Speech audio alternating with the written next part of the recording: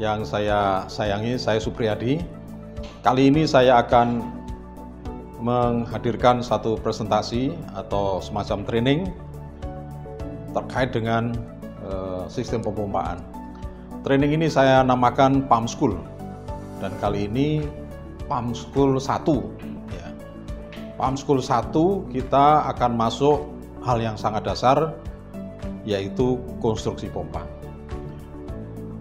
Baik, saya langsung mulai. Ini secara umum, ya, pompa bisa kita gambarkan seperti ini. Ini adalah pompa centrifugal and suction long couple, jenis long couple. Di mana kita bisa melihat di sini ada pompa, kemudian ada seal, bearing, max seal, kemudian motor dan base frame. Konstruksinya sangat simpel dan standar banget, ya. Karena ini pompa yang sangat umum kita jumpai di berbagai industri yang kita dapatkan di lapangan.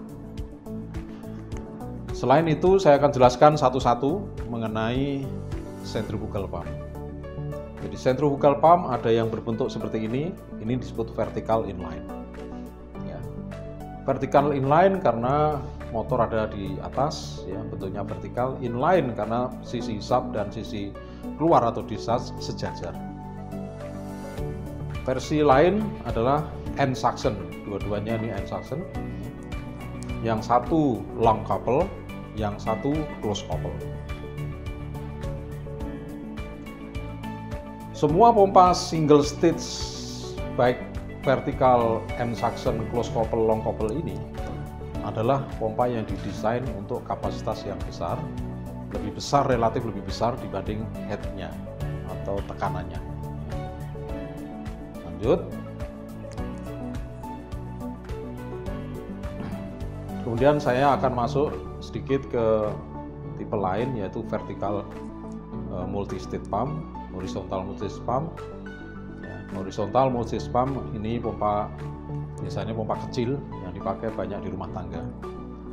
Kemudian vertical multi-stage pump ini banyak dipakai di industrial, di mana di sini lebih industrial design, kemudian tekanan lebih besar dibanding kapasitasnya.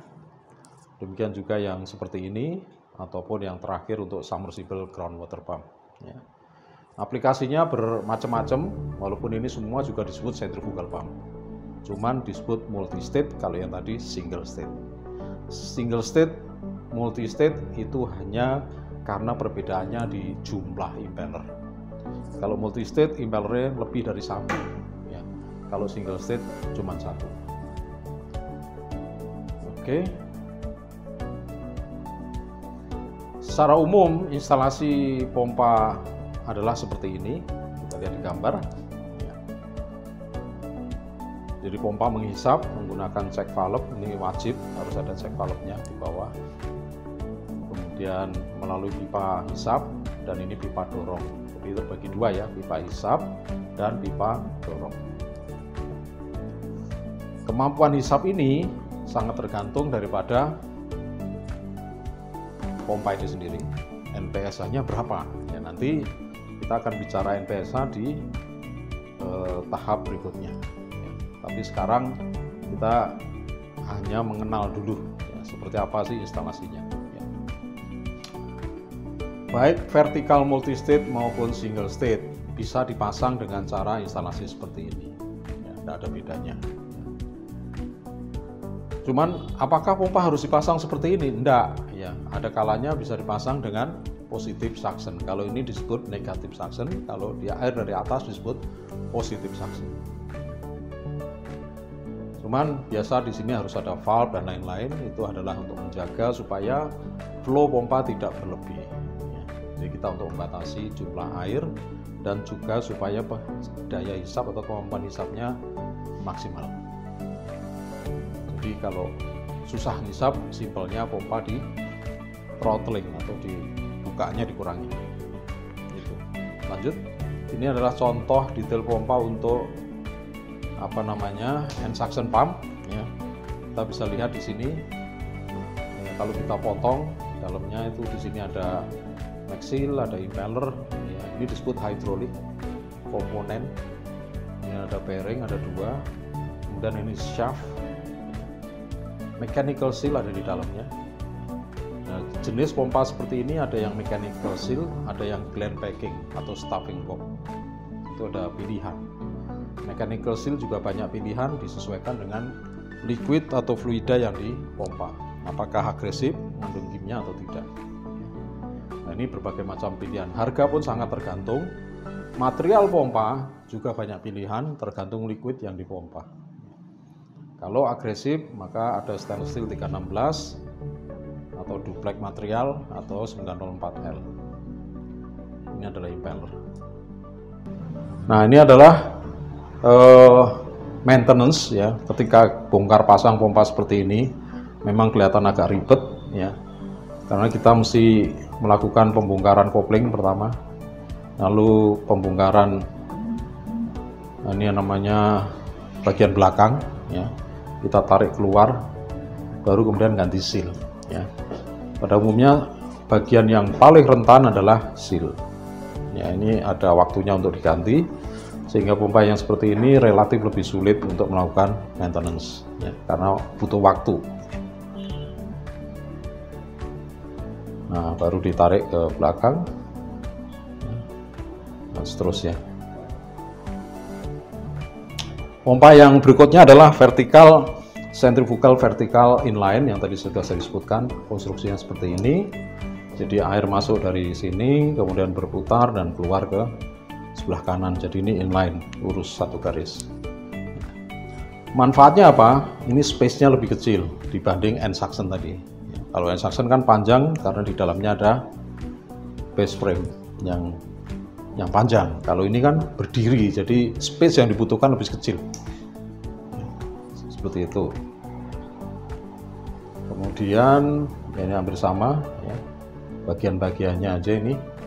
Di sini ada kopling, ini motor, maxil, impeller, dan ini casing hydrauliknya.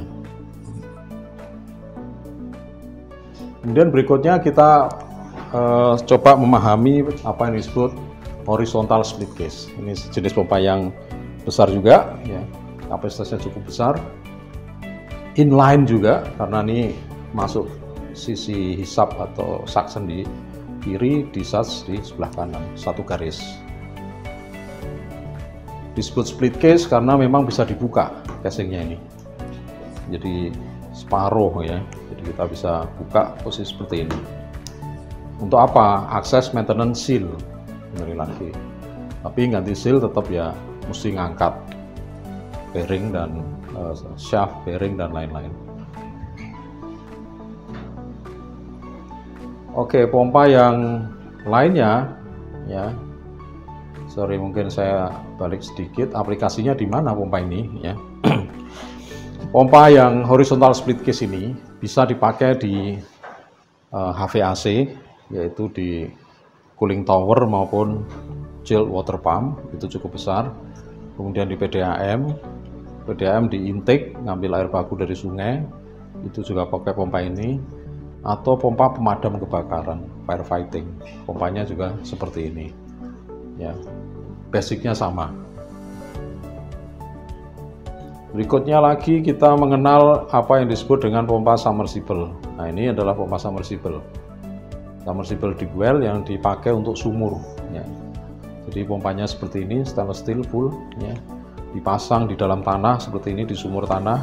Ya, ini kedalaman bisa relatif, bisa 200 meter, 150 meter di bawah tanah, di bawah level tanah. Kemudian pompa di bawah dan selanjutnya ada pipa panjang sampai keluar. Ilustrasinya adalah seperti ini ya. Kita bisa lihat struktur sumur atau konstruksi sumur. Di bawah ini screen saringan air. Saringan air masuk, kemudian air lewat tengah pompa ini kan, ini ada saringan kan, masuk tengah baru didorong ke atas, ke toren, ke bak dan lain-lain. Nah, di dalam sumur ini kita mengenal ada beberapa level air. Jadi ketika level air itu berhenti pompa berhenti, tidak berjalan, namanya static water level. Ketika pompa running, air turun pada satu titik, namanya dynamic water level. Ya. Jadi untuk mengetahui dalamnya pompa itu mesti melihat dynamic water level.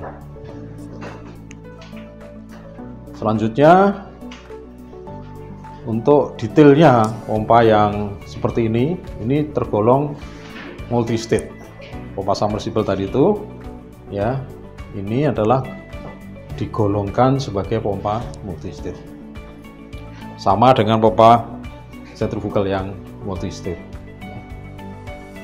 Seperti ini, ya. Jadi komponennya terdiri dari chamber, strainer, impeller, top connection ke pipa. Mungkin di sini ada check valve, ya. Di sini ada stopper, di sini ada as.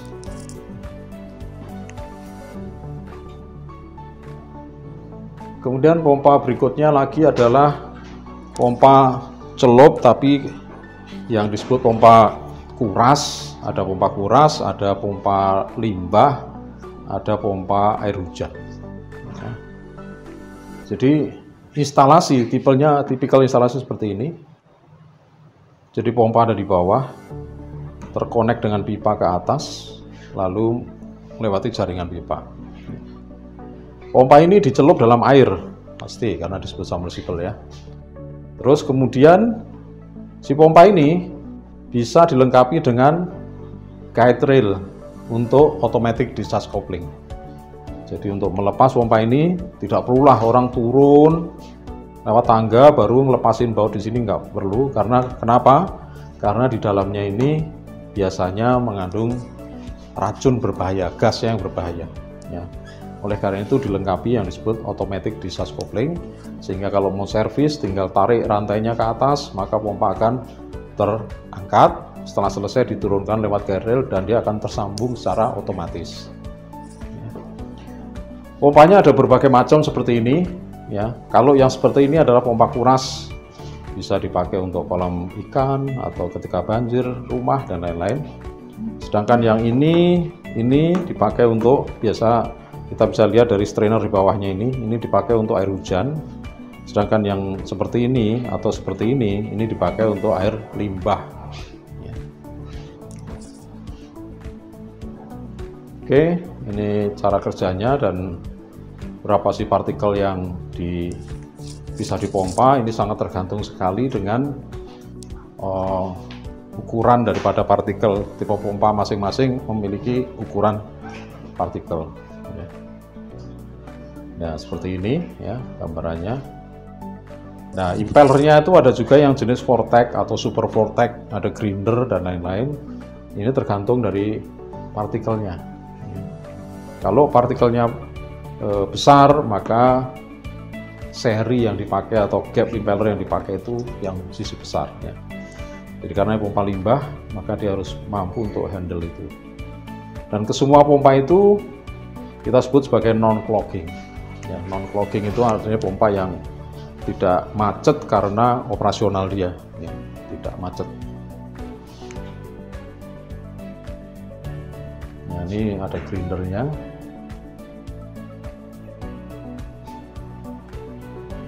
Ada videonya cuma nggak bisa. Pompa limbah ini ada yang impellernya single channel, ada yang twin channel.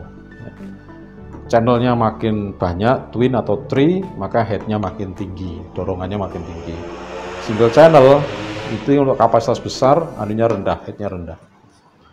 Jadi pompanya seperti ini. Ada yang pakai outer sleeve, ini untuk pendinginan, ya bisa dipakai dry installation, dipakai di luar dengan pendinginan air yang masuk. Kalau ini wajib masuk dalam air. Berikutnya adalah kita mengenal pompa kapasitas besar yang dipakai untuk drainase. Ya. Ini dipakai pompa infrastruktur yang terkait dengan kebutuhan masyarakat banyak atau municipality. Municipality itu misalnya pompa banjir. Ya.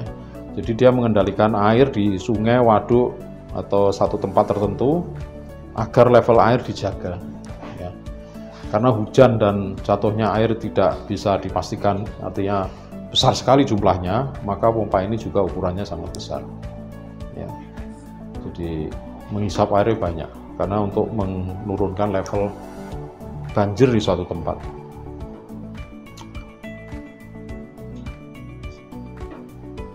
Oke, itu tadi kita sudah sampaikan konstruksi pompa, ya, yang sebenarnya masih banyak lagi yang saya belum bahas, karena di situ ada positive displacement yang belum saya bahas. Ini hanya membahas jenis pompa sentrifugal saja.